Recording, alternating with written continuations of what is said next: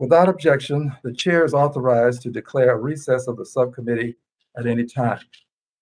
Without objection, members of the full committee on this subcommittee are authorized to participate in today's hearing. This hearing is entitled, "Where Have All the Houses Gone? Private Equity, Single-Family Rentals, and America's Neighborhoods." I now recognize myself for 3 minutes to give an opening statement. Today's hearing will examine troubling issues regarding the mass predatory purchasing of single-family homes by private equity firms, including the adverse impact predatory purchasing has had on first-time home buyers, the working class, and people of color. After an extensive investigation into this practice, we have found that private equity companies have bought up hundreds of thousands of single-family homes and placed them on the rental market. This removes from the housing market homes that might otherwise have been purchased by individual homeowners. These corporate buyers have tended to target lower-priced starter homes requiring limited renovation. These homes would likely have been bought by first-time buyers, low to middle-income home buyers, or both. These homes tend to be located in communities with significantly more families of color than the national average. They tend to be located in neighborhoods with more working people and single mothers than average. These private equity firms have the advantage of being able to purchase these homes with cash. Therefore, they easily outcompete individual buyers who may require loans. This all has the troubling effect of displacing residents of color and leading to gentrification of these communities. Further, private equity firms have demonstrated themselves to be very poor landlords. Evidence shows that these companies implement significant increases in rent and fees on these homes. Evidence indicates that they evict tenants at a higher rate and account for a higher percentage of evictions in areas where this practice is concentrated. Statistics show that evictions by corporate landlords proceeded throughout the COVID-19 pandemic. This was despite federal, state, and local protections against such evictions. And these evictions were disproportionately of renters of color. This is simply shameful. Corporate landlords are also more difficult to contact. Therefore, their tenants find themselves unable to amicably resolve issues involving rent or maintenance. Our investigation also shows that once these homes have been purchased by a private entity firm, they tend to be sold in bulk to other such entities. This can permanently remove these homes from the market for individual home buyers. This predatory purchasing contributes to our nation's shortage of affordable housing and exacerbates the racial wealth gap.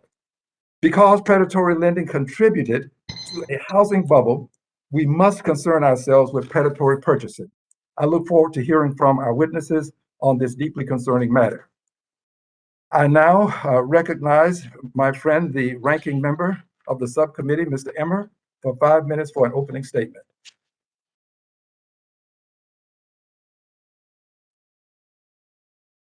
Mr. Emmer, you may be on mute. I am on mute. Now I am off mute. Thank you, Mr. Chairman. Can you hear me now?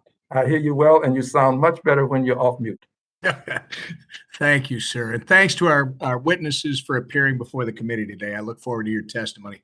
Today, Americans are being punched in the face with 8.6% inflation. When our constituents go to the grocery store, to the gas pump, or when they look for housing, the stark failure of Congress's spend your way to prosperity policies starts to sink in.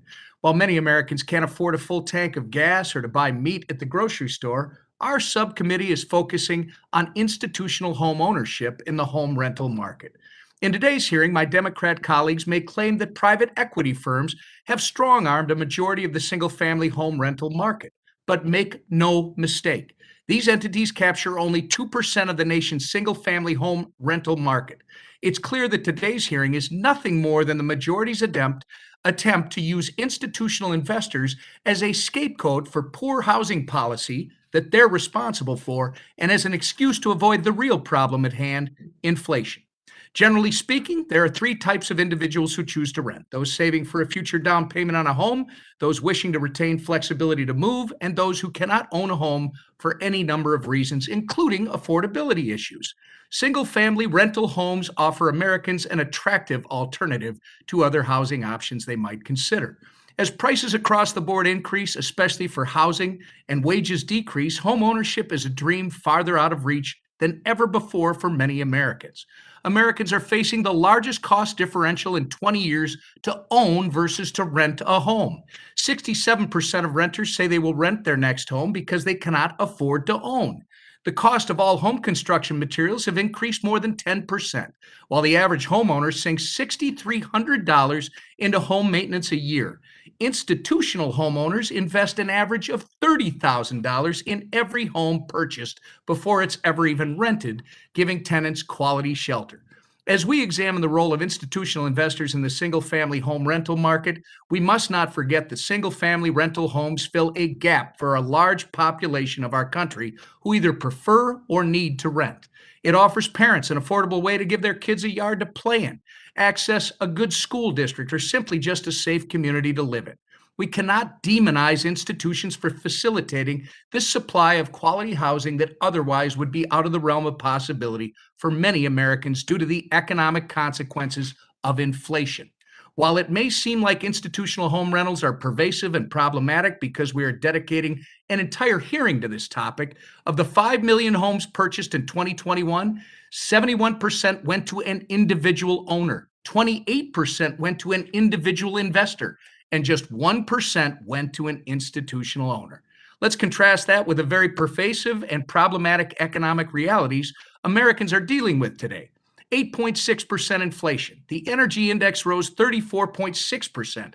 The food index increased 10.1%, and shelter increased 5.5%, the highest since 1991.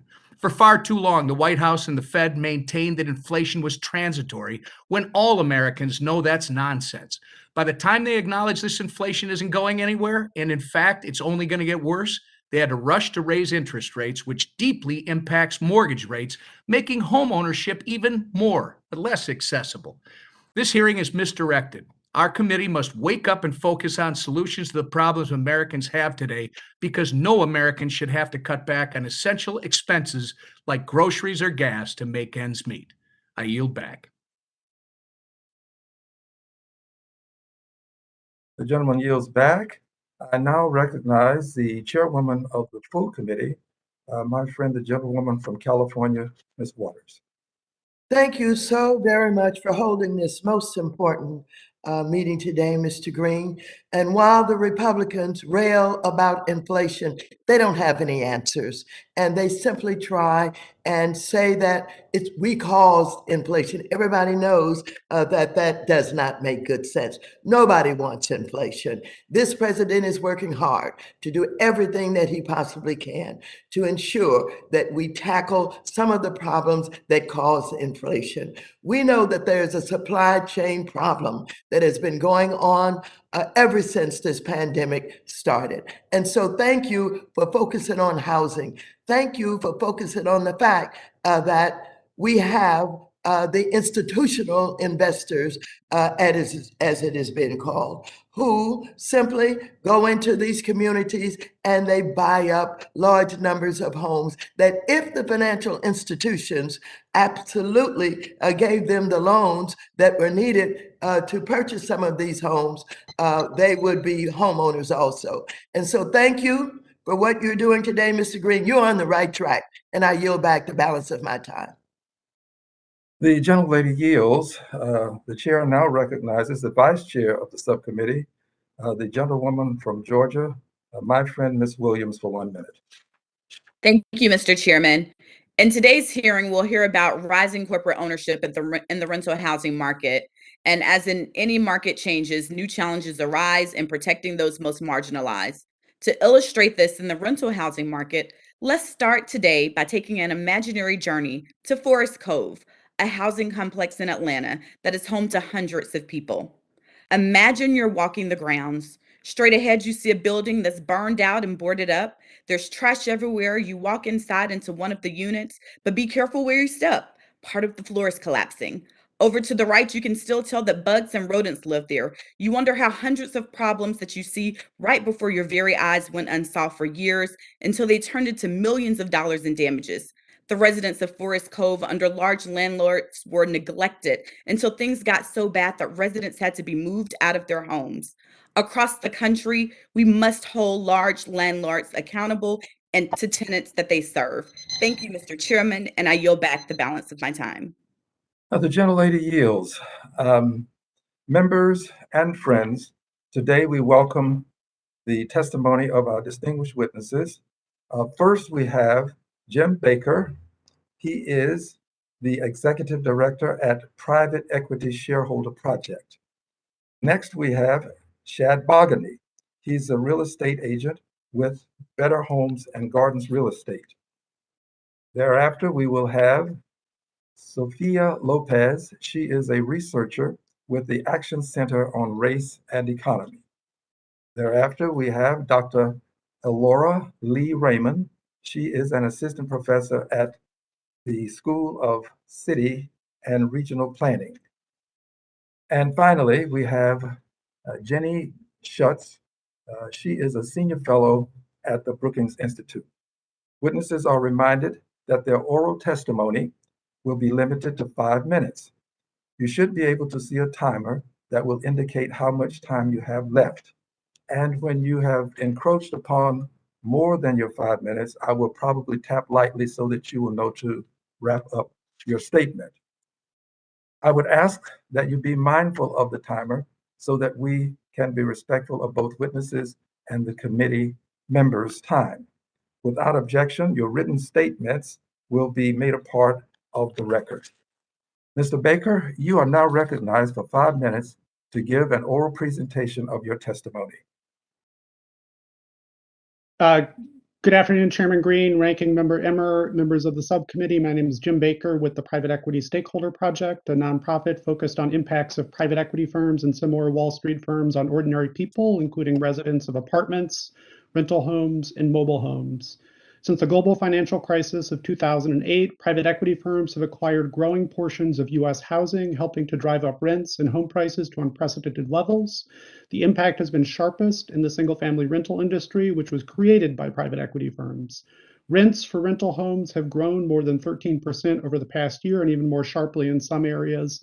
For example, 39% in Miami, 19% in Phoenix. Just over a decade ago, no single landlord owned more than 1,000 homes. Now the top 5, Invitation Homes, Freddie & Partners, American Homes for Rent, Amherst Holdings, and Cerberus Capital or First Key Homes, together own or operate almost 300,000. In 2016, Freddie & Partners pitched investors that quote-unquote households that have been unable to obtain mortgages have become renters, thus driving high occupancy rates and robust rent growth. As these same firms have in recent years aggressively competed with homebuyers for houses, in some areas this prediction has increasingly become a self-fulfilling prophecy. Private equity-backed rental home companies' acquisitions have accelerated during the pandemic. For example, Freddie & Partners owned Progress Residential went from 40,000 homes in January 2021 to 80,000 homes in March 2022. Private equity firms have drawn capital from global investors. For example, last April, the Wall Street Journal reported that Singapore's sovereign wealth fund GIC, Canada's PSP Investment Board, German insurer Allianz SE were investing hundreds of millions or billions of dollars in U.S. single-family homes. December 2021 investigation by the Washington Post and the International Consortium of Investigative Journalists, drawing on the Pandora Papers leak of offshore financial records, showed Freddie pouring money into rental homes, part of an unprecedented flow of global finance into U.S. suburbs that has left stressed tenants in its wake. The investigation also pinpointed how Freddie & Partners was able to grab the lion's share of home inventory away from ordinary families by quickly making all-cash offers. In the first quarter of 2022, investors made up a record 28% of single-family home purchases, up from 19% in 2021 and 16% on average between 2017 and 2019. according to a recent report by the Harvard Joint Center on Housing Studies. Investors with large portfolios of at least 100 properties drove much of that growth, Harvard researchers wrote.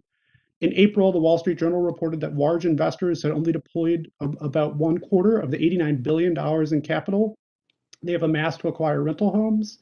Some have projected the share of rental homes owned by large investors will hit several million homes, or 40 to 50% market share by 2030. We tracked eviction filings during the pandemic across dozens of counties in Georgia, Florida, Tennessee, Texas, Arizona, and Nevada. Large single-family rental landlords like Pretium Partners, Invitation Homes, and Amherst Holdings were among the most frequent eviction filers we saw out of all landlords, including when the CDC eviction moratorium was in effect. For example, Pretium Partners rental home companies filed to evict more than 3,000 residents, Invitation Homes more than 2,100 residents, Amherst Holdings more than 1,200. We also found that Pretium Partners rental home companies filed to evict residents in majority Black counties in Georgia at significantly higher rates than they did residents in majority white counties in Florida. Katrina Chisholm, a Pretium Partners tenant from Georgia, provided testimony to a July 2021 House hearing saying, "I felt expendable and they showed me I was. I was not given any consideration as a long-term tenant with no evictions on my record ever. I felt as if I'd broken the law somehow while we were in the middle of the pandemic. There was no concern for my life or my son's life as they focused on their profit margin. I was not profitable, so I was booted out with almost no notice." If the COVID-19 pandemic was a test of how landlords would deal with renters in challenging times, then some of the largest single-family rental landlords failed that test miserably. We believe lawmakers should take steps to protect tenants and home buyers from predatory behavior in the housing market and limit the private equity buy-up of our homes by requiring corporate landlords to disclose beneficial ownership of homes and to provide regular disclosures of eviction filings, evictions, as well as rent increases. Creating a corporate landlord consumer complaint database to track landlords' practices and provide residents a forum to get responses to complaints. As well as enacting broad tenant protections such as just cause eviction legislation, right to counsel laws so tenants facing eviction have legal representation, and limits on annual rent increases by corporate landlords, including mandatory fees. Thank you. Thank you, Mr. Baker. The chair now recognizes Mr. Bogany. Sir, you are recognized for 5 minutes to give an oral presentation of your testimony. Mr. Bogany, you may be on mute. Thank you, Mr. Green, for affording me this opportunity to speak before the Financial Services Committee, impact investors having on the affordable housing market. My name is Shad. I have over 40 years of experience helping families purchase their first home. I've been an advocate for crusading for families through the community involvement. I've served as chairman of the Texas Realtors, chairman of the Houston Association of Realtors, chairman of the Houston Urban League Community Development Corporation, board member of Texas Department of Housing and Community Affairs. Currently, I'm president of Fort Bend Housing Finance Corporation. My radio show that I started 32 years ago focused on educating, encouraging would-be home buyers on the availability of financial mortgage products, housing opportunities, and benefits of being first-time homeowner. My message, you can be a homeowner. Recently, the conversation has changed. The discussion now is about institutional investors buying up houses, competing with first-time home buyers for a limited housing inventory. More alarming, the investors are targeting minority communities since historically they're undervalued, lower priced, and driving up the prices for residents, making the Houston dream of home ownership for the population unachievable. Home buyers are having to compete with investors that are paying cash over the list price, resulting in an increase in investor purchases. In Houston alone, 40% of the buyers are investors. In Dallas, 52% of the investors are buyers, creating a generation of renters that will miss out on the benefits of home ownership, the ability to create wealth and stabilize communities. The risk today should investors liquidate their massive real estate holding will be a decrease in property value, causing subdivisions to decline, and an increase in community in crime. Low loss of tax-based municipalities for municipalities. Lastly, developing new ghettos, creating for rent-only subdivisions. This trend started when Congress incentivized investors in the rental market that made home ownership equal to renting by lowering the tax benefits of home ownership. Home ownership among Black Americans have been declining in recent years, the lowest of the ethnic groups. By increasing the percentage of renters in the Black community, the institutional investors are creating a modern day sharecropping colony governed by 21st century Jim Crow laws. In 1968, Supreme Court established that the housing discrimination is a badge of slavery. It reminds me of my ancestors' history over 100 years ago. You live on the land, you have a place to stay, but all your hard work and money goes to benefit someone else. Connecting with our past, learning from policies that are suppressive paves the way for future free from housing discrimination. That future is not here yet. Now investors are requiring higher credit scores in rental than what lenders require for home mortgages. Minorities typically have more non-traditional credit, which the FICO score system doesn't consider. The latest Jim Crow. Recently in Denton, Texas, homeowners association passed bylaws that landlords banned from renting to families of housing vouchers, a modern day redlining. Not only does Black communities miss out on and other minorities miss out on opportunity to benefit from intergeneration wealth, homeownership offers, they are being pushed out of the rental market, driven to less desirable areas, high poverty and crime, worse, becoming homeless. Congress, we need you to act. Let me tell you what you could do. You can mandate all foreclosures, Fannie Mae, Freddie Mac, Ginnie Mae, be stipulated that they offer to first-time homebuyers before they sell them to investors. The other thing you could do is you could create tax incentives for sellers when the property is sold to a first home buyer. Waive the FHA 90-day flipping rule. This would allow first-time homebuyers access to more inventory and better financial terms. HUD manages the largest rental assistance program that's called Housing Charge Vouchers.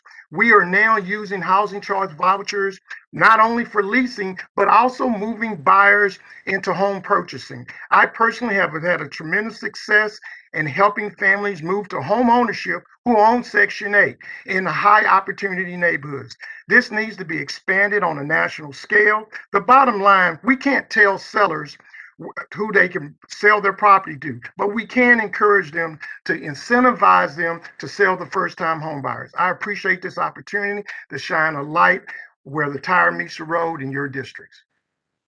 Thank you, Mr. Bogany, for your testimony. The chair now recognizes Ms. Lopez. You are now recognized for 5 minutes to give an oral presentation of your testimony. Thank you. Good afternoon, Chair Green and Ranking Member Emmer. Thank you for the opportunity to testify today on private equity ownership of single-family rentals. My name is Sofia Lopez. I'm the Deputy Campaign Director for Housing at the Action Center on Race and the Economy. We're a national organization working at the intersection of racial justice and Wall Street accountability. I had the opportunity to testify last fall in a Senate Banking Committee hearing on private equity landlords, and I shared stories tenants had told me about conditions in their homes. I talked about one tenant facing eviction because he was facing thousands of dollars in fees for charges he didn't understand and fines for landlord requirements he had already complied with. I talked about a mother of small children who lived with mold, broken stairs, and whose basement flooded, covering an electrical outlet. When she called her landlord to shut off her electricity, she was told to turn it off herself, which would have required her to wade through electrified water. More recently, I've heard about tenants in North Carolina and Las Vegas who faced rent increases of $100 or $200 per month and pressure to sign renewals quickly or face month-to-month leases with doubled monthly rent. The National Rental Home Council, the institutional single-family rental trade group, insists institutional landlords are professionalizing the single-family rental industry. Yet the so-called professionalization often squeezes tenants while reaping record-breaking profits. In studying private equity in housing, I'm struck by how consistent tenants' experiences are across geographies and landlords. Tenant stories make it crystal clear profit maximization has no place in our homes. Research shows the institutional single-family landlord business model follows 5 core practices. First, large rent increases. For example, on a 2021 earnings call, Invitation Homes noted it had raised rents by 30% in Phoenix, 29% in Las Vegas, and 20% in Atlanta. Their profits increased 33% in 2021 from the year prior. Second, fees are so central to the private equity landlord model that one CEO called the failure to capture fee revenue, quote, revenue leakage, end quote. As an example, Tricon Residential, whose profits tripled between 2020 and 2021, reported taking in $640 per home per month in fee and other revenue and anticipates increasing this figure to between $850 to $950. Third, inadequate maintenance. In 2021, Minneapolis tenants living in properties owned by Havenbrook Homes, now managed by Progress Residential, reported waiting up to a year for necessary and urgent repairs, including holes in roofs and ceilings, broken stairways, lead paint, flooding, faulty electrical systems, broken and inoperable appliances, pest infestations, and black mold. The following year, the city of Columbia Heights, a Minneapolis suburb, revoked Havenbrook's license based on conditions they deemed to, quote, put residents' lives at risk. Fourth, eviction filings. Many of these landlords obtain low-cost debt through rent-backed securities. In 2017, Invitation Homes rent-backed securities were underwritten based on 94% paying occupancy. To maintain cash flow to repay debt and a favorable rating to get more cheap financing, landlords must address non-paying tenants quickly. Last, convoluted ownership and use of LLCs leaves tenants unsure who really owns their home and to whom to appeal when problems arise. Despite institutional landlords' insistence that they make up a mere 2% of the nation's single-family rental market, their portfolios are heavily concentrated in specific markets across the Sunbelt and Midwest, where tenants' rights are generally more favorable to landlords. Of course, this concentration isn't race neutral, and as this committee's survey data show, overlaps with Black communities in particular. For example, in Memphis has a 64% Black population and has the lowest rate of Black home ownership in the 50 largest cities, yet the highest share of investor ownership of homes. Research found similar relationships in Los Angeles County, Fulton County, Georgia, and the city of Atlanta, where higher concentration of institutional SFR ownership was correlated with higher concentrations of Black residents. Because of these companies' purchasing criteria, tenants have expressed feeling as if they had few options but to rent from institutional landlords to live in certain communities close to jobs, family, and quality schools.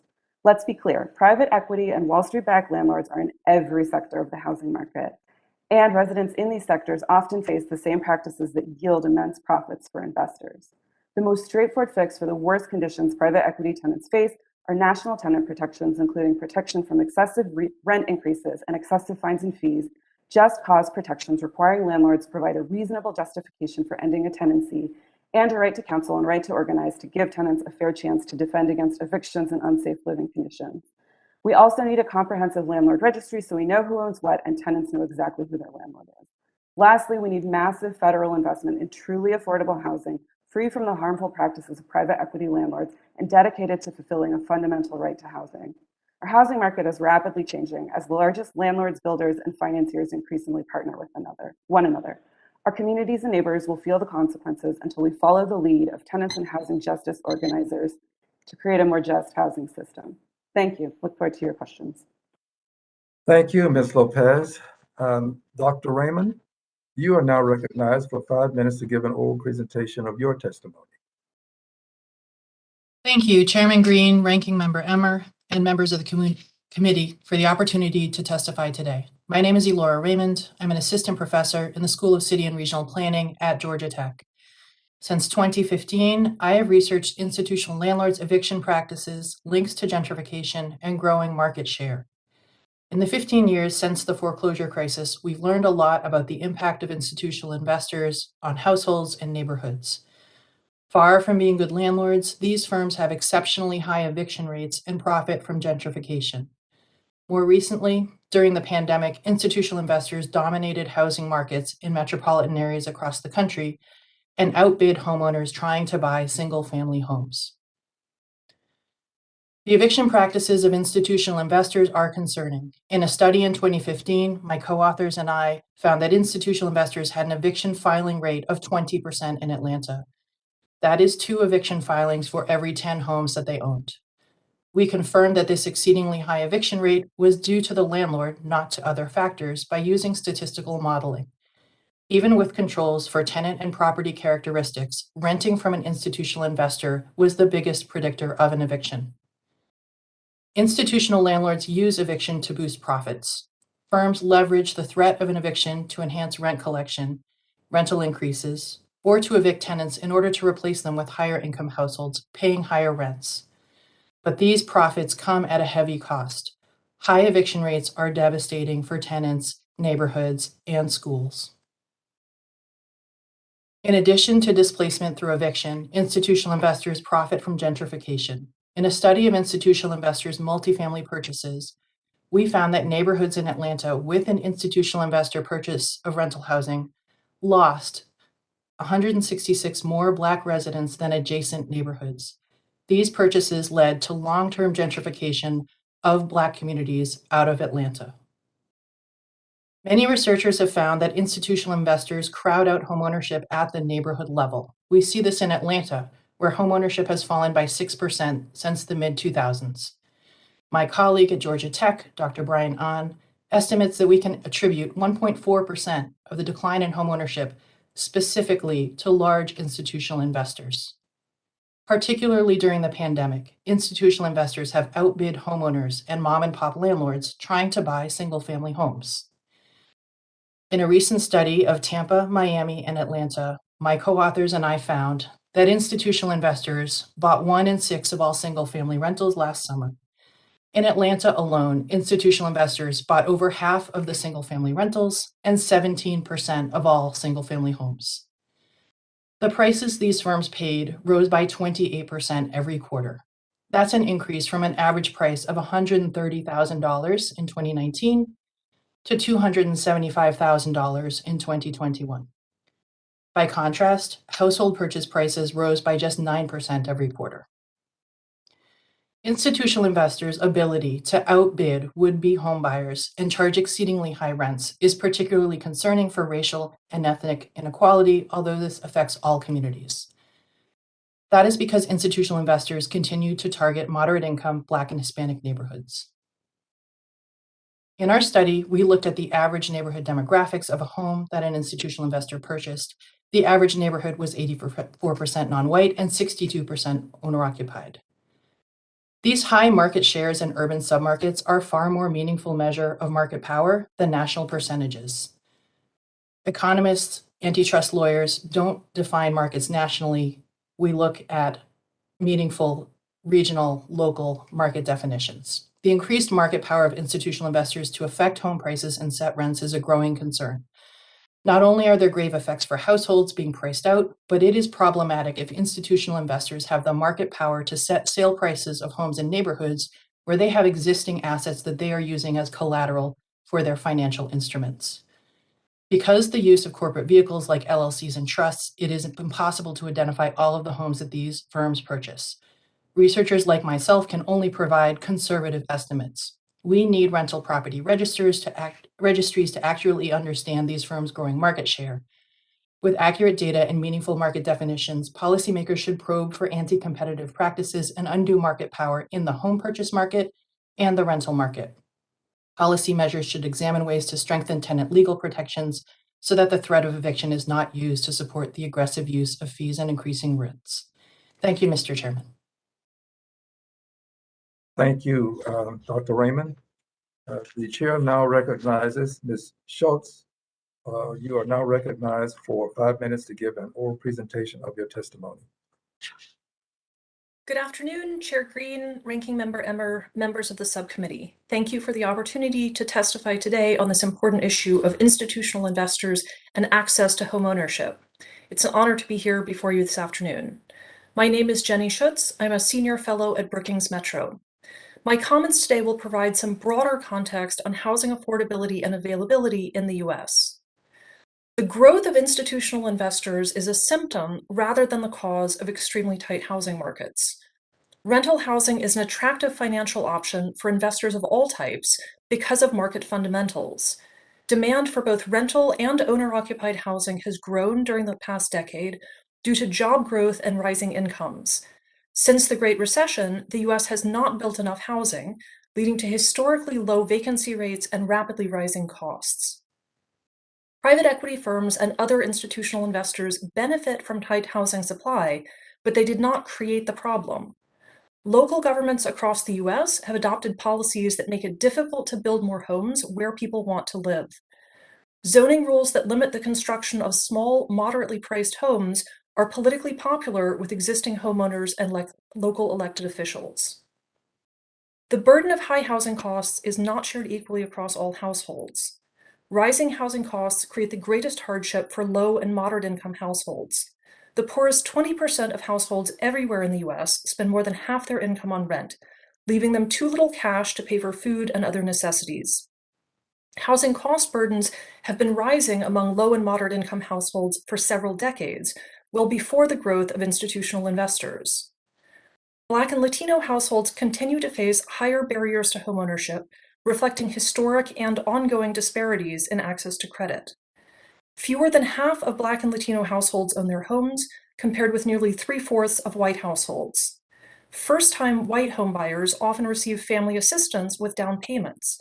Black and Latino households have been systematically shut out of this means of intergenerational wealth building, which puts them at a greater disadvantage when competing with institutional investors.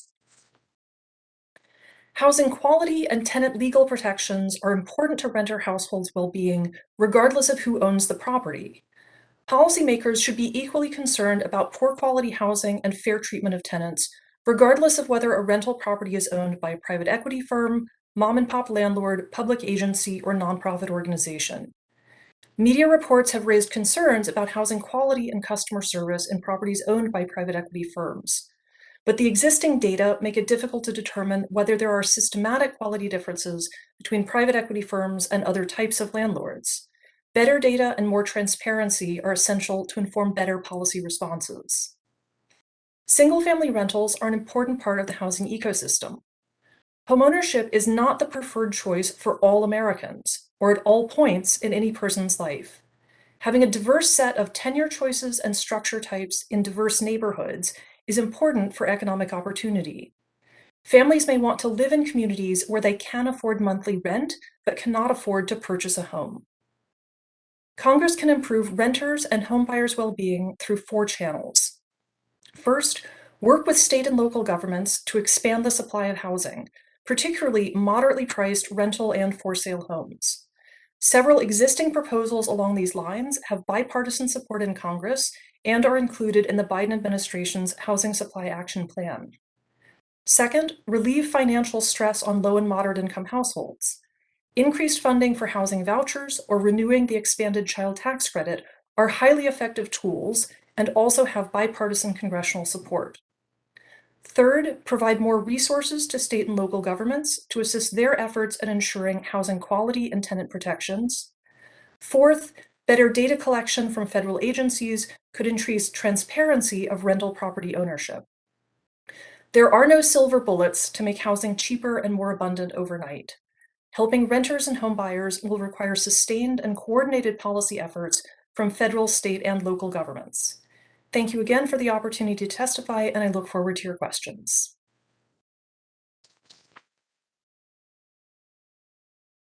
Thank you for your testimony.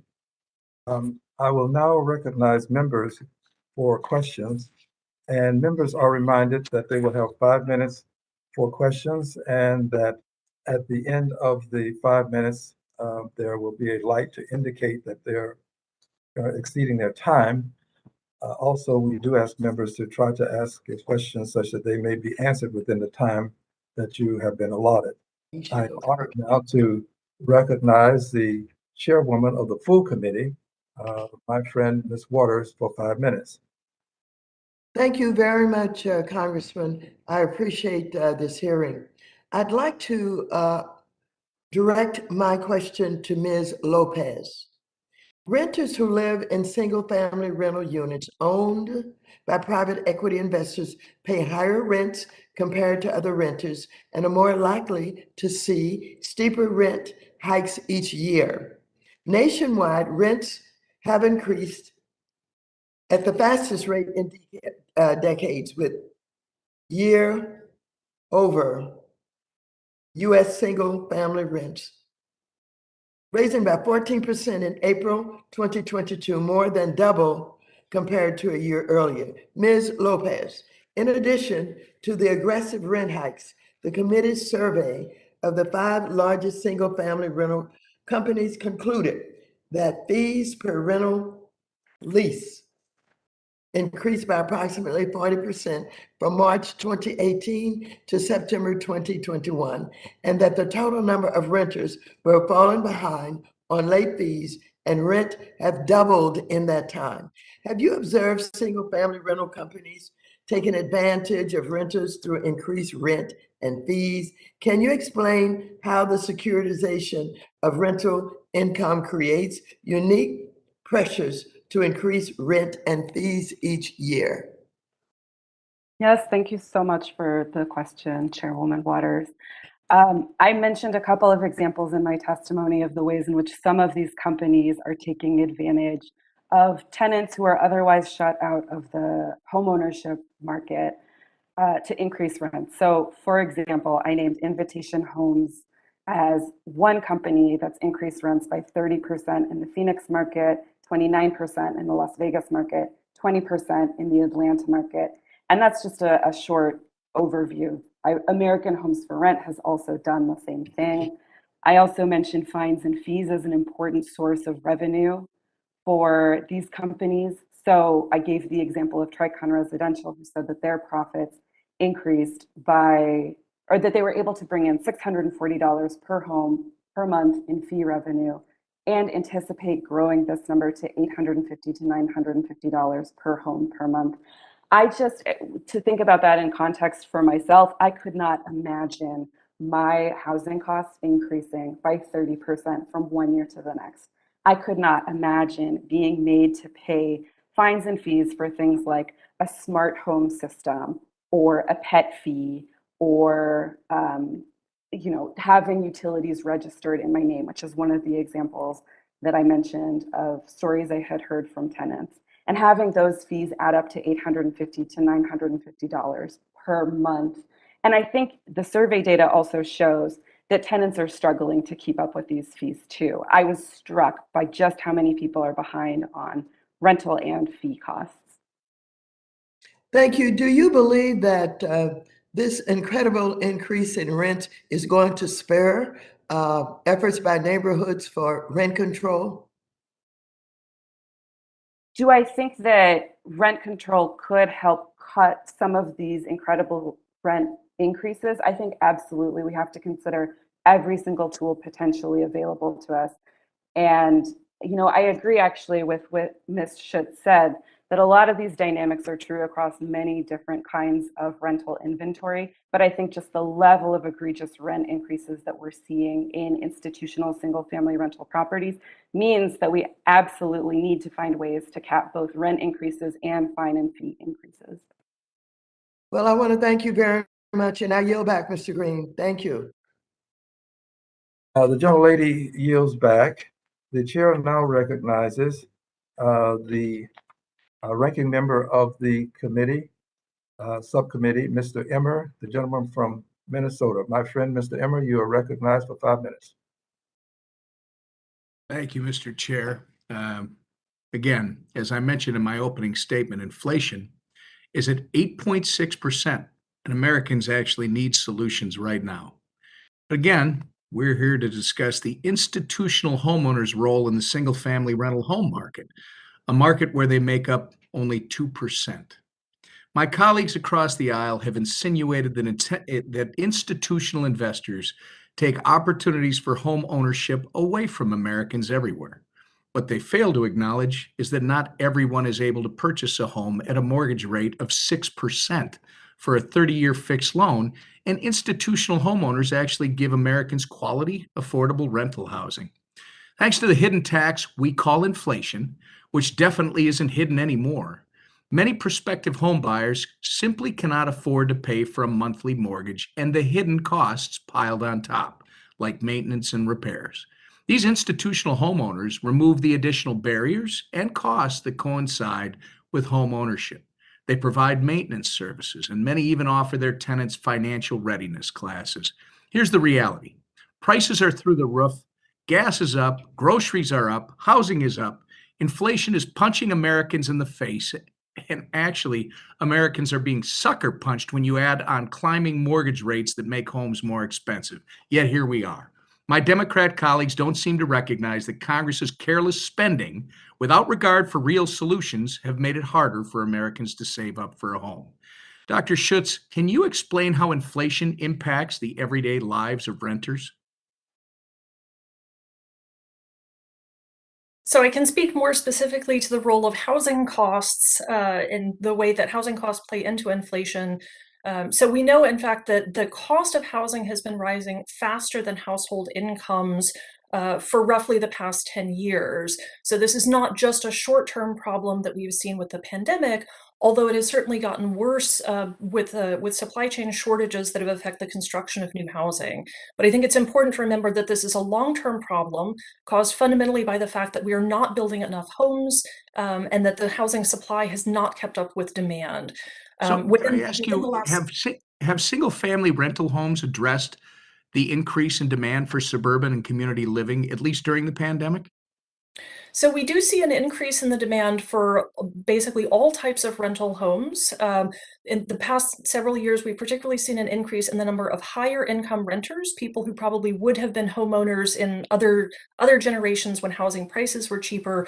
So the growth of high income renters, also the growth of older renter households are two of the factors that drive the demand for single family rentals. That said, we also see very high demand for multifamily rentals and for owner occupancy. Basically, there's demand for more housing across the board. Right. Listen, over the past few months, my Democrat colleagues continue to find a scapegoat for inflation. They've determined that institutions buying entry-level housing are leaving Americans without opportunities to buy. Yet, according to the National Realtors Association, the United States is behind, like you pointed out, Dr. Schutz, in actual housing available. In fact, we're behind, according to the realtors, by 6.8 million housing units.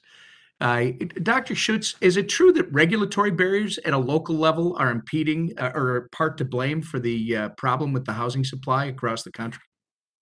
Absolutely. The fundamental reason we're not building enough homes, and particularly in high demand locations, is that our housing production system makes it very difficult.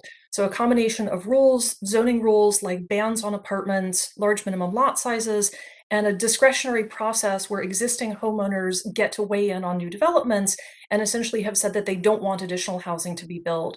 So this pushes a lot of the demand into neighborhoods that either are unbuilt, areas on the urban fringe, or in places where the existing residents are more friendly or less able to push back against new development.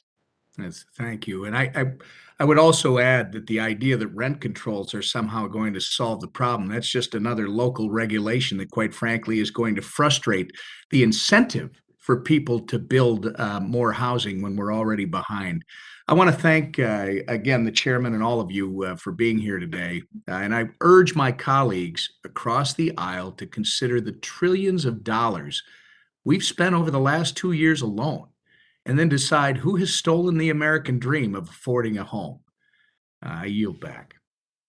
The gentleman yields back.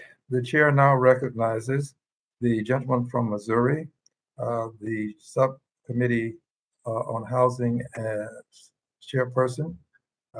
My friend, Mr. Cleaver, you're now recognized for 5 minutes.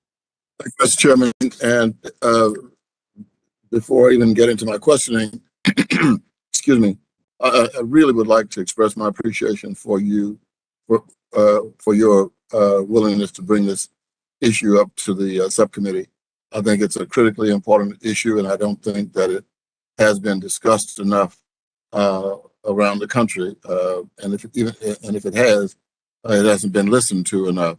Let me start, Ms. Lopez. Thank you for being here today. Have you ever heard of coup capitalism?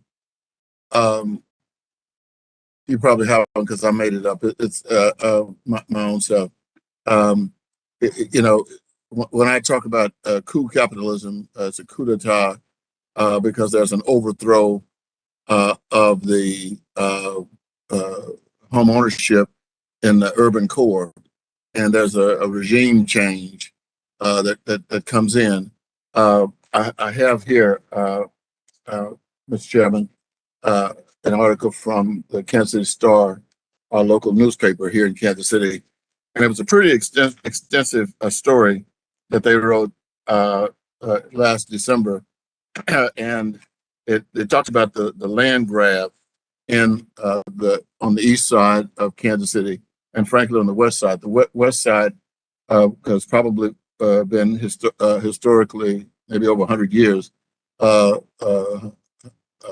Hispanic area, and the Near East Side has been fully African American. And they go through and they point out all of the issues that have arisen, and I began to call it coup capitalism, because the people have been overthrown. They're leaving. The West Side is probably already lost. So, Ms. Lopez, one of my questions is, do you think that the federal government, since I don't think a municipal government can do it, pass some kind of legislation that would require these vulture capitalists, before they could come in and do work, that had to be opportunities for local home ownership, and then local participation in the purchasing of houses and land in historically poor areas? Thanks so much for the question, Congressman. I think that's critical, and you're touching on several very key things. So one, you mentioned policy at the national level. I think we all know that right now we have a complete patchwork of policies that protect homeowners, that protect tenants, that all come down to the luck of the draw of where you happen to live, where you happen to have been born, what place you call your community. So I agree, the most broad-reaching thing would be a federal policy. And I think you're absolutely right. Make no mistake about it, these companies engage in equity stripping. As of 2019, for every $1 of wealth belonging to white Americans, Black Americans had 17 cents. And these companies make that wealth gap worse because they buy homes in communities like yours and instead transfer it to shareholders. That's the exact same thing that happened during the foreclosure crisis. So I think you're absolutely right. We need to do everything that we can to make sure that that wealth stays locally and continues to support a community that's experiencing the same dynamics you describe, and dynamics I've seen in every city I've ever lived in. Well, thank you very much. I might add right here that the institutional purchases of homes in Missouri, state of Missouri, is 16%, and which means that those areas are pushed out. We have a 500 unit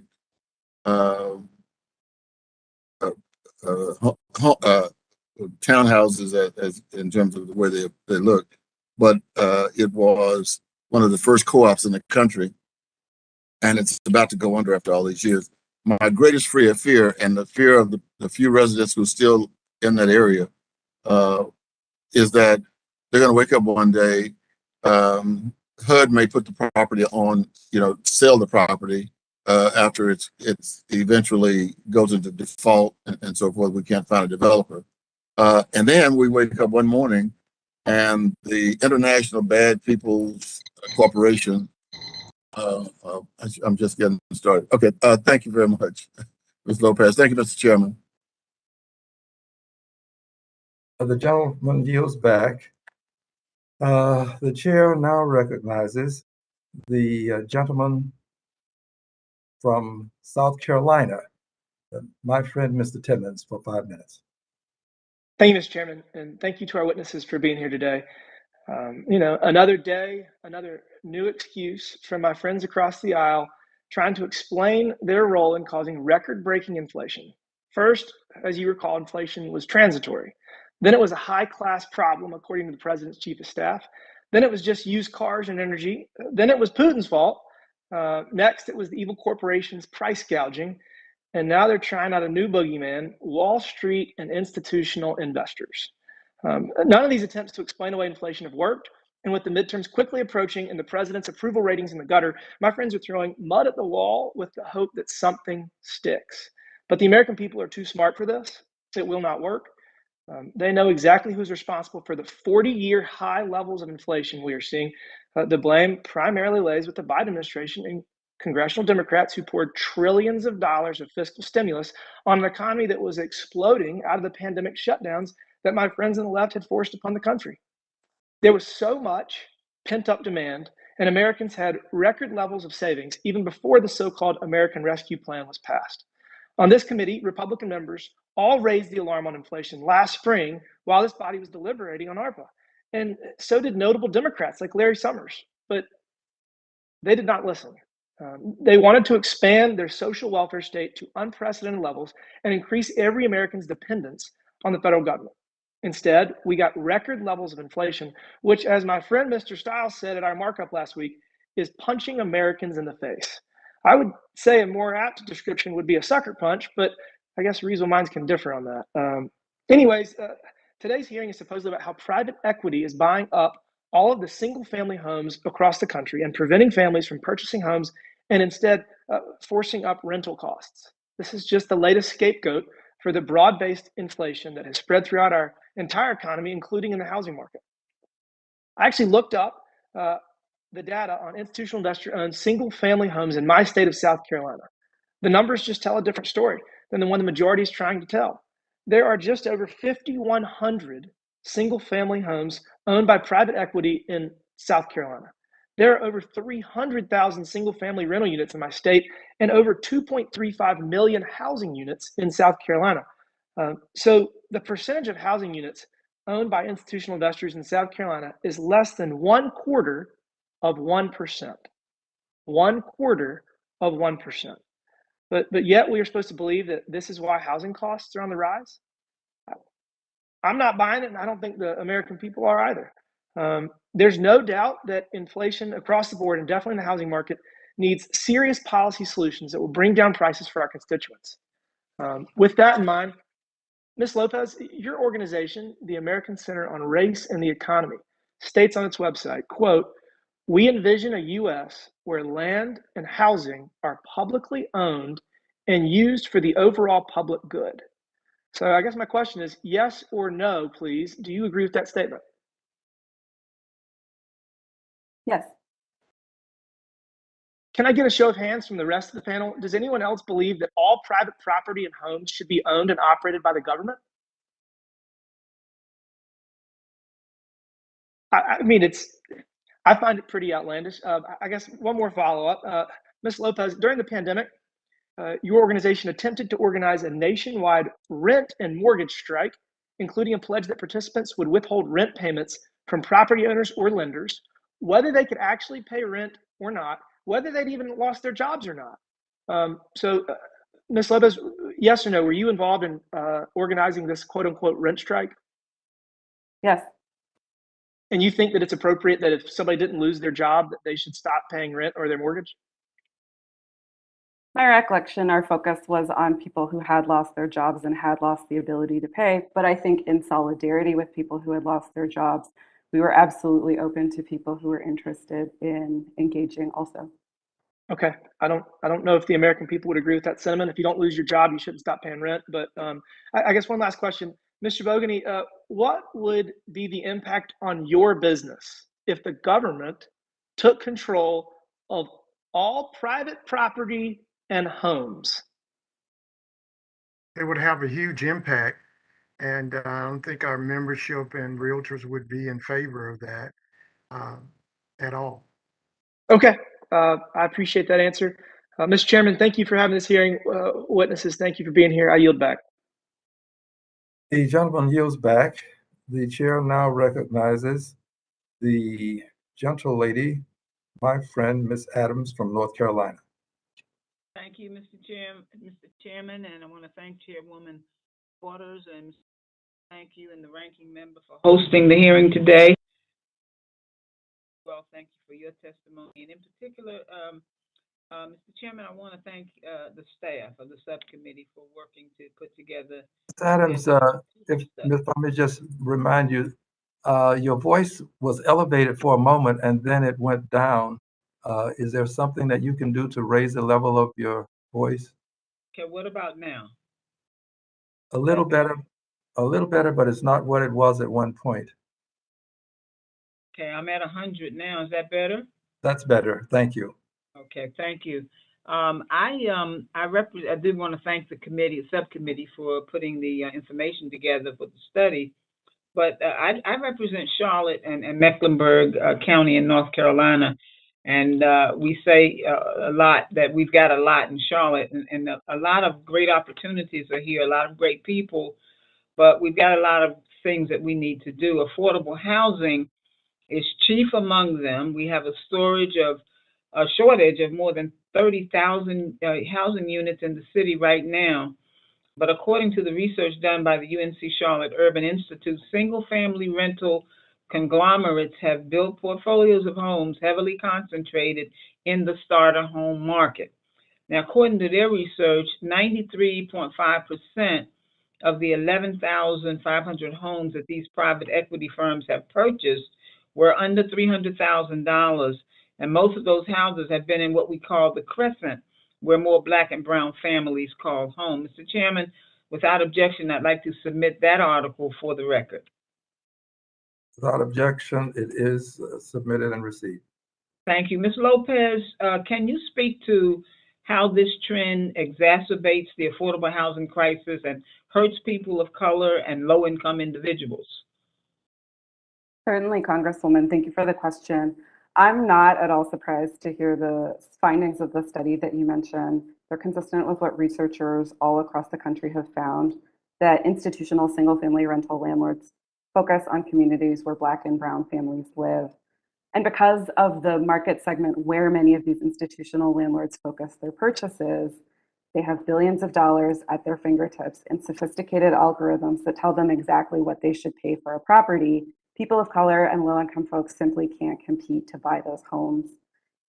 If families want to live in a single-family home, of course, there's a high likelihood that they have to rent from one of these institutional landlords, particularly in Mecklenburg County, where SFR institutional landlords own as much as 1 in 4 single-family rentals. So I've heard from some tenants this feeling that if you're stuck with one landlord who's raising your rent $100, $200 every single month, and you want to try to find a different place to live, you turn around and many of the options available to you are also single-family rental institutional landlords who have the exact same business practices that are very clearly documented in their own SEC filings or things that they say to their investors. So it leaves tenants in many cases feeling like they are stuck without options for where else to go. Okay, thank you. So, Ms. Schutz, in your testimony, you discussed how private equity is benefiting from a tight housing market and how private equity concentration in a local market can lead to higher local rental costs. And we might disagree that targeting this subset of landlords could improve renters' well-being, but we agree on the need to increase housing supply. So can you discuss how increasing the housing supply, be it through public housing or more lightly funded housing, could immediately blunt the negative impacts to renters that we've observed? Sure, thank you for the question. So it's important that we increase the supply of housing both on the market rate side to absorb higher income households and designated low income housing. We know that the poorest 20% of households just don't earn enough to pay for market rate housing without a subsidy. So the question is, how can we most effectively help those households? Building new housing, it takes time, even in relatively fast building markets like Charlotte. So one option is to use things like the Affordable Housing Trust Fund to acquire existing older apartment buildings and put them under long-term affordability restrictions. There are two advantages to doing acquisition over new construction. One is that it brings the housing online much faster, and the other is that it's generally cheaper. We've been talking today about the single-family rental market, but we also know that institutional investors are buying multifamily rental buildings that are older, often doing a rehab and then raising the rents on them and essentially moving them up in from a Class B or Class C to a Class A apartment building.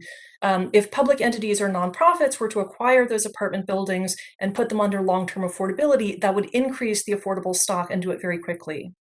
Great, thank you very much. Mr. Chairman, I'll yield back. The gentlelady yields back. The chair now recognizes the gentleman from South Carolina, my friend, Mr. Norman.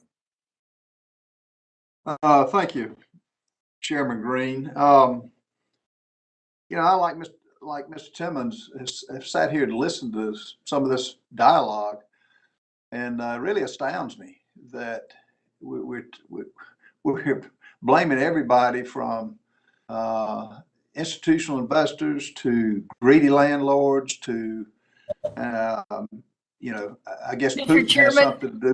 Mr. Chairman, I don't see the representative on the screen.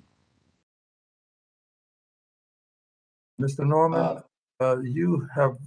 you're no longer on the screen. Can you please turn on your camera? Okay. Oh, I'm sorry. Yeah, let's see.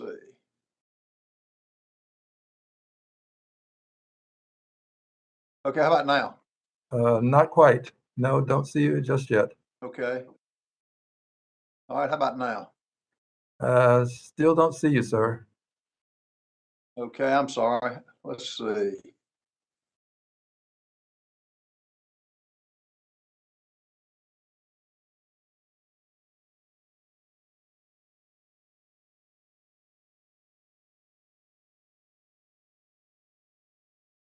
Okay, I don't know what. Well, I tell you what, would you mind if we give you an opportunity to see if you can make an adjustment? I'll go to one additional person and then come back to you. Yeah, that'd be great. Thank you a lot, Al. Oh, well, you know what? Now I have a picture of what appears to be something that you might have in your home. There you are. You're up now. Okay. All Thank right. you. I'm sorry. We had technical difficulties. Go for it. No, you know, as I sit here and listen, you know, it astounds me that, you know, everybody's blaming different ones. I haven't heard Putin's name and I hadn't heard Santa Claus yet, but I guess given enough time, housing is what I made a living doing. Do y'all realize how many trades are affected by one thing and one thing alone? Gas prices. It's over 137 different trades. Now, multiply the increase in doubling the gas, no wonder people can't afford it. Now, I think, Ms. Schultz, you mentioned there's no silver bullets. There's one silver bullet that could happen overnight, which is this administration opening up the gas from the Keystone Pipeline, from Canada, from Alaska, and not buying it from rogue countries that do not like us. That would affect the housing industry more than anything. So goes housing, so goes the economy. And you know, it astounds me that, you know, I think Dr. Raymond, did I hear you right? These institutional the investors using evictions to boost profits. Did I hear that right? That's correct. Where did you get that information? There's been a fair amount of research looking at how landlords can use the threat of eviction to pressure tenants to accept even higher rents. You know, you think about housing as a basic need. It's like water, air, food. You can't go without it. If somebody says, hey, I'm going to take your, you know, TV away or your luxury good away, you'll say, that's fine. I can live without it. But if somebody says, I'm going to take your house away unless you pay me $400 more. Ma'am, Dr. Raymond, do you realize what it takes? Sure. Do you realize what it takes to evict somebody? In Georgia, it's pretty easy. In Georgia, it's very easy. No, ma'am. So The moratorium that this administration. No, ma'am. I'm reclaiming my time. You're exact. Have you ever evicted it? Have you ever owned property to evict anybody? That's the last thing you want to do.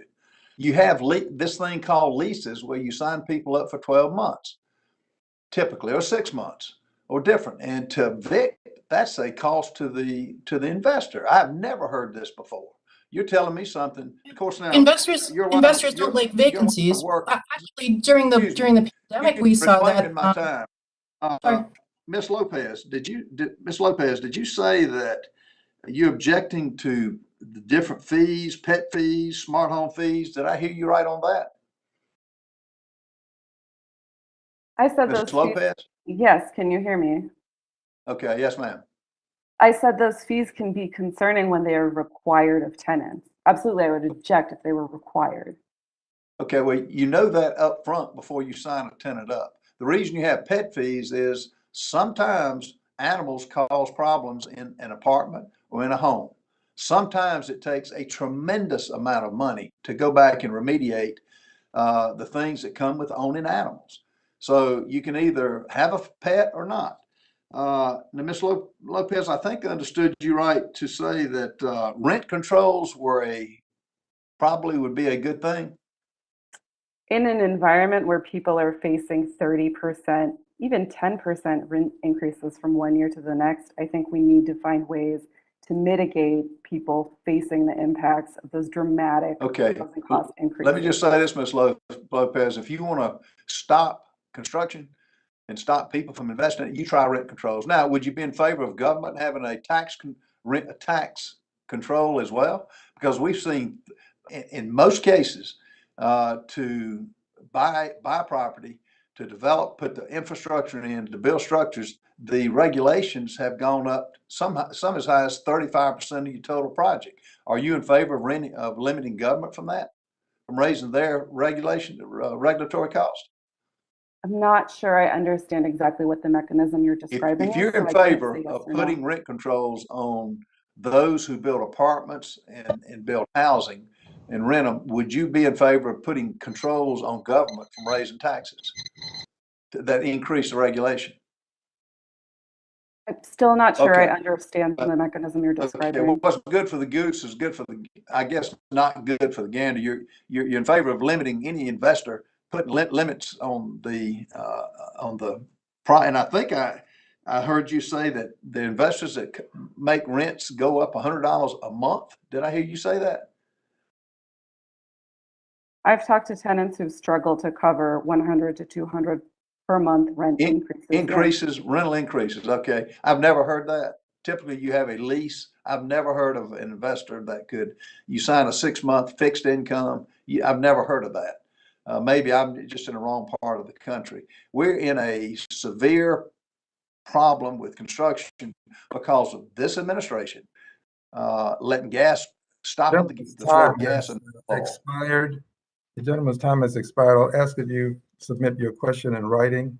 The chair now recognizes the gentlewoman from Michigan, my friend, Ms. Tilley.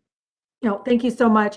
Thank you so much, Ms. Lopez, for pointing that out, because it is happening in my community. And, we're one country, one nation. And I know that when some of our families are struggling to pay rent, especially increases, we've seen it over and over again, because the threat of evicting people if they do not comply, and changes are done constantly to many of our families that are renting. So it is the reality. These are not things that, many of the folks, the housing groups that I work with are, they're representing them in court with some of these challenges.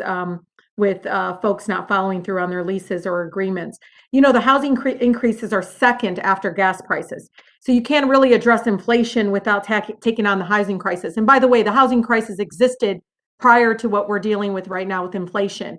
Dr. Raymond, isn't that true? I mean, isn't it true that the housing crisis, it has really impacted cost of living for families prior to everything that the rhetoric coming out of many of my colleagues today?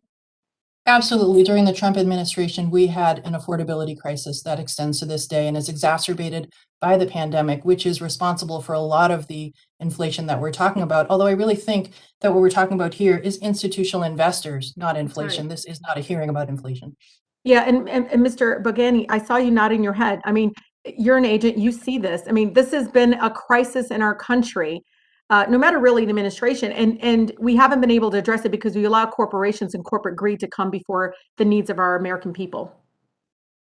We have a lack of inventory, and that's just the bottom line. This is straight economics 101.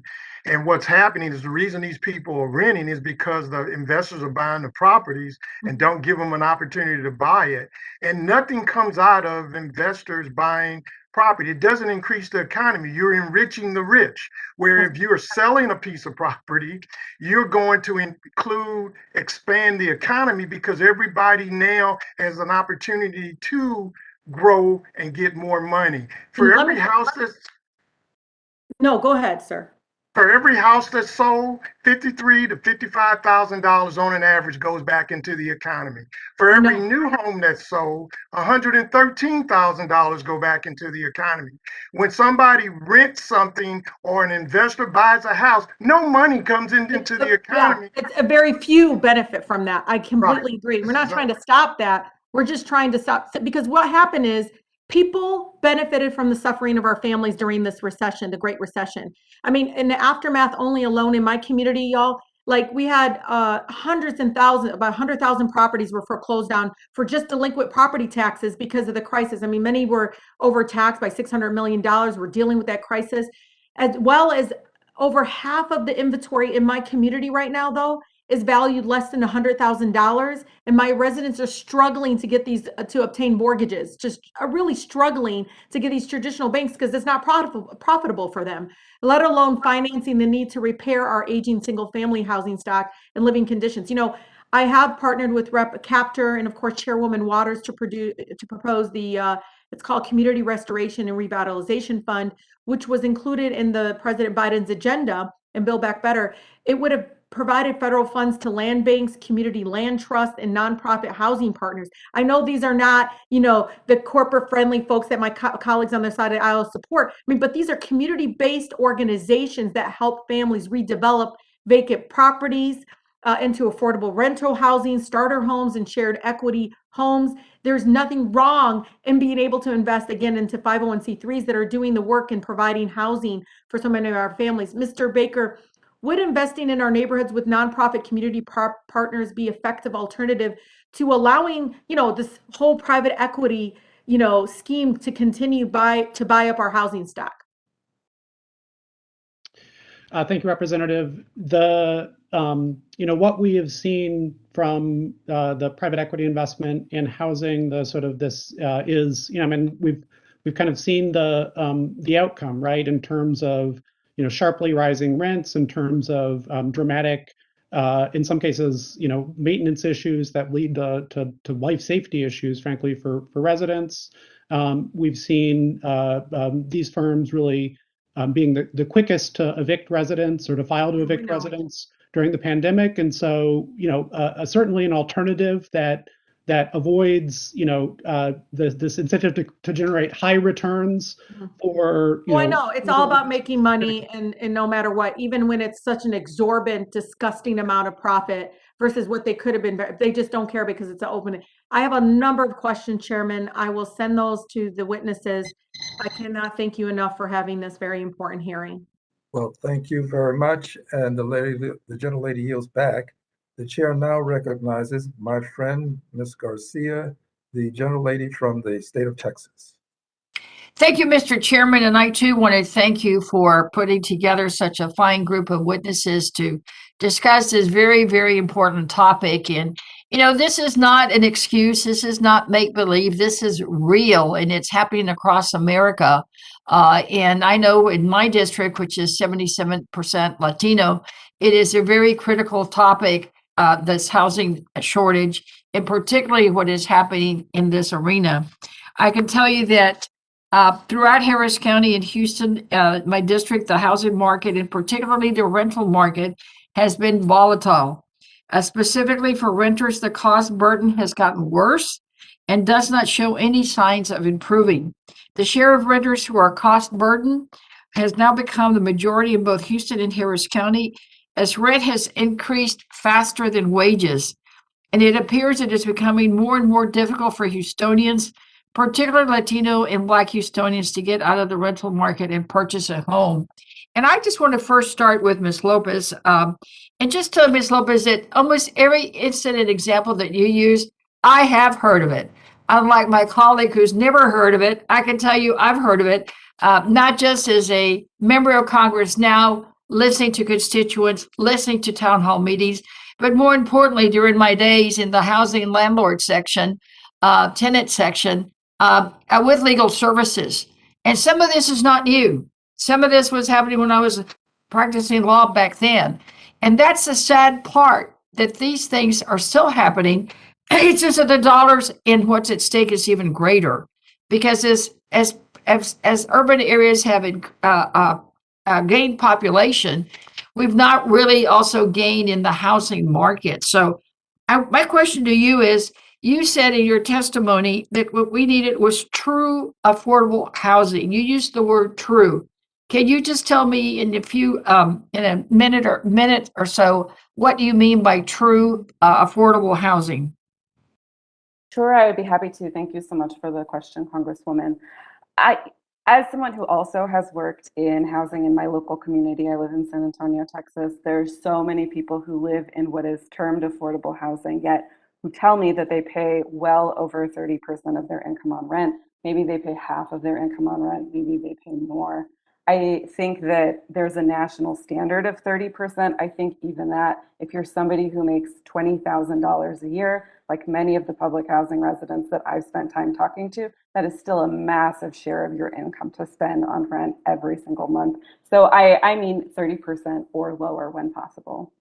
Okay, well, thank you. And Mr. Bogany, I cannot help but ask you a question as a fellow Houstonian. Given your direct experience here in the Houston market and major urban metropolitan area, what, from your perspective, how do you see the impact of this home equity firms and these institutional investors buying homes? How is that impacting our Houston market? And are you seeing some of them? Have you seen a growth in that? And I know I've heard of investors buying homes specifically for the purpose of putting them on Airbnb and these networks, particularly around places that are like tourist attractions or destination points, like around the medical center here in Houston or around the tech center. So are you seeing that here in Houston? Yes, yes, Congressperson. I am seeing it all over Houston, and you're right. The Airbnb deal, anytime it's anywhere where maybe a tourist attraction, you're seeing it. The bottom line to me is that these homeowners can't buy these houses because they're being outbidded. When you have an affordable house come up and you have 20 bids on that house, 20 consumers trying to buy that house, and the investor comes in and just writes a check for it, and he outbids the other 19 people. It is a huge problem in the Houston area, and we don't have a lack of people not wanting to buy. They can't buy. They're being forced to rent because they can't buy these homes because of the past situations in our economy, past situations with rent.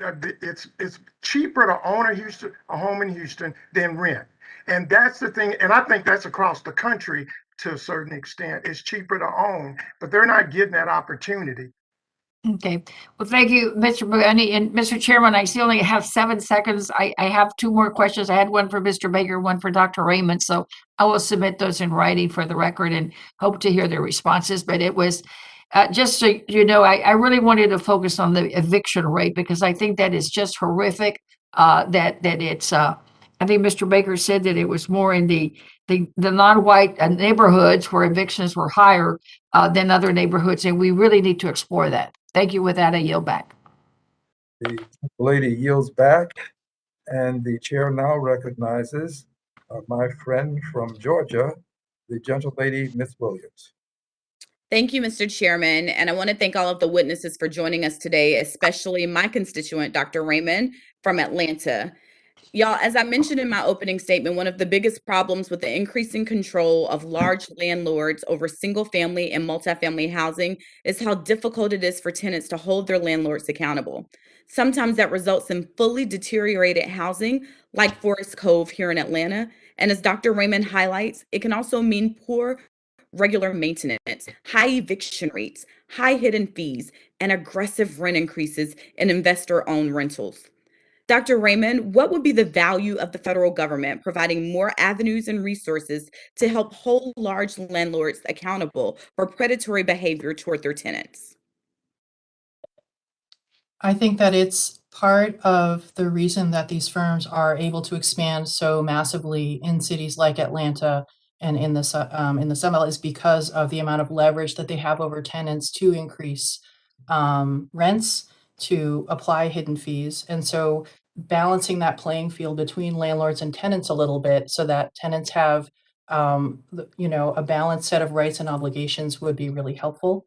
And I think also that we need to think about homeownership and how homeownership is being eroded. Homeownership is a very important way to build household wealth. It's a very important way for people to be able to access their equity to support college funds, retirement funds. And we're seeing the homeownership rate in places like Metro Atlanta decline by 6%. And And I agree that we need more construction, but I also don't think of Atlanta as being particularly supply constrained, right? This is not Boston or San Francisco. This is Atlanta, Georgia. We're pretty relaxed about building new housing. So I'm all for new construction, but I also think that we need to do things to shore up homeownership in our city, which we're seeing decline because of institutional investors. And I also think that we need to do something to reduce these eviction rates because they're just way too high for schools to operate, for people to live their lives. So, Dr. Raymond, just to go down the eviction rate a little more, your research has explored how evictions are more likely to be pursued by institutional investors and larger corporations who own single-family renters. What effects has this had on the broader housing insecurity trends in places like Atlanta? And I mean, we're seeing it every day here. The mayor has been very vocal about it. And what effects are you seeing? Well, I would say that we have an overall extremely high eviction rate in a state like Georgia. I think South Carolina has among the highest eviction rates in the country, but Georgia is up there as well. In Fulton County, we see around 20% every year in terms of the eviction filing rate, and then around 6% of completed evictions, right? So there's a difference between starting the eviction process and then actually evicting someone from their home. And that's been pretty consistent over time. And that's just too high. When we look at elementary schools, like the elementary school served by Forest Cove, a lot of the school teachers were saying, we can't teach when a third of our students are disappearing every couple of months, and then another third are coming in. It's completely disruptive, and that impacts the next generation. It's a great way to squeeze as much rent out of your tenants as possible. I understand it from a profit-seeking perspective. Institutional investors, they're there to make a profit, and it's a great tool for that. But the harm that it's doing to our communities is unsustainable. And we have an unsustainably high eviction rate in Georgia. It needs to be lower, much lower. Thank you, Dr. Raymond. In Congress, one of my main focuses is closing the racial wealth gap, which we know Atlanta leads the nation in, unfortunately. And that means promoting home ownership. In your testimony, you mentioned that institutional investors purchasing single-family homes can crowd out individual home ownership. What policies should Congress pursue to help put individual homeowners on a more equal footing with institutional investors in purchasing single-family homes? And what impact would successful policymaking in this area have on closing the racial wealth gap? Oh, I think if we waive the 90-day flip rule, we incentivize sellers to sell to first-time home buyers with tax benefits, maybe a tax credit of some sort. And I think if we increase the housing voucher money where people are able to buy homes with their housing voucher. And some of these landlords that we've been talking about, they won't even take housing vouchers. So those people are still having a hard time looking for a house. So I think those are the things that I would say working in to try to increase home ownership and increase landlords to take housing vouchers. They will not take housing vouchers. I'm sharing with you what's happening out here in the field. Thank you so much. And Mr. Chairman, I am out of time, but I will ask for the other witnesses to answer that final question for me so that we can actually get solutions and help the people that we're in Congress to serve. Thank you, Mr. Chairman. Thank you. The chair would ask that the witnesses please submit their answers in writing. And the chair will now recognize any other members who desire to be heard on the committee before the chair poses questions. Are there any other members available and desiring to be heard with questions before the chair proposes questions? All right, hearing none, the chair now recognizes himself for 5 minutes for questions. I remembered during the Great Recession what it was like, and we had a testimony before this committee indicating that people of color, more specifically African Americans, lost a generation of wealth, a generation. This is why it was called, to a certain extent, a predatory lending process that was taking place. We now have what I call predatory purchasing taking place. Mr. Bogany, would you tell us why you would agree that this is predatory purchasing, the behavior that is being exhibited? Well, a lot has to deal with the purchasing of these homes. We've got lenders. If you look at where all the negative, the predatory lending is all in African and brown neighborhoods. It's nowhere else. It's all there. And what's happening is that when our people are so far behind based on past issues, we've never really dealt with the housing discrimination issue.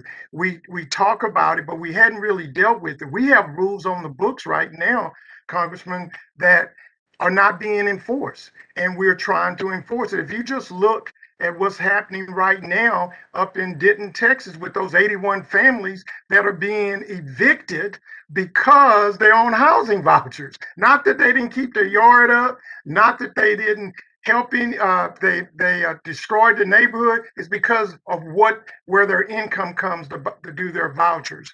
And so we've got to do a better job with making monies available with mortgage credit certificate programs, down payment assistance programs. And we all seem to think that we need affordable housing, but it's single family. It could be a condo, it could be a townhouse.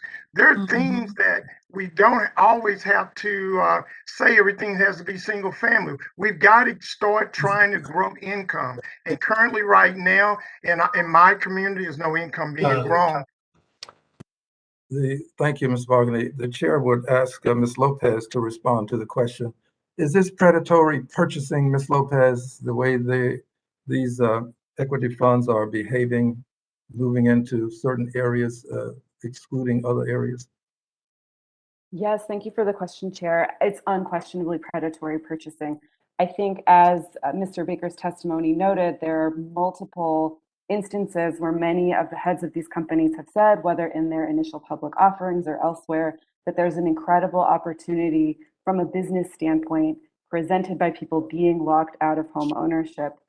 These companies seized on that opportunity, bought these homes, and are counting on people not being able to buy homes, but still wanting single family rentals, often in Black and brown communities. So yes, 100%. And you look at the rent increases that they're charging, the rents that they charge, they are banking on really high revenues and fee revenue being generated through both rent and fees because they own these assets. Let's talk a minute about the wealth gap. It is important that we do all that we can to try to close it. Let's move to you, Ms. Schutz, excuse me. This wealth gap is what we're doing or seeing occur with these predatory purchases. Is that going to close the wealth gap? Thank you for the question. So we know that homeownership is actually the single biggest contributor to the racial wealth gap, that Black and Latino families have been excluded from being homeowners in prior generations or not able to build up money to pass along to their kids and grandkids, which makes it that much harder to get into homeownership now. But one thing that's important to remember is that you build wealth in homeownership over time. And so it's not that you buy a home and suddenly are wealthy, you pay down the mortgage and develop wealth over time, which means that even if we got rid of all of the discrimination. If I may, let me just ask this question. If you cannot buy a home because the homes that first-time home buyers might acquire are being acquired by large corporations in concentrated areas, does that help a first-time home buyer who might be a person of color? So the difficulty of getting into first-time homeownership is not just a factor of private equity. As Mr. Bogany pointed out, you have bidding wars where 20 people are bidding on the same house. Even if you took out the private equity firm that won that, you would still have 19 individual home buyers who don't win that house. So ultimately, we're not going to be able to get enough people into homeownership unless there are enough homes for them to buy. I regret to tell you that my time has expired. I assure you that I'd love to hear more from you, but my time has expired. And I will Chair. on. Mr. Chair, Tom Emmer, seeking recognition. For what purpose, please?